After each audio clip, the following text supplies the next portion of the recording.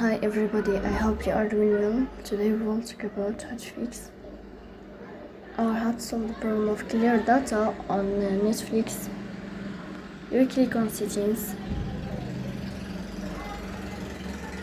Here you will go to apps, default apps, app settings. In this page you will search about the application of Netflix. Here we click on first stop and we click OK. Then we click on storage.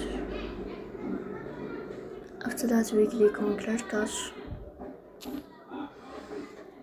In the end, you will turn off your phone and you will restart your phone again to fix that problem. So please don't forget to support us by like and subscribe. See you next time and thank you for your watching.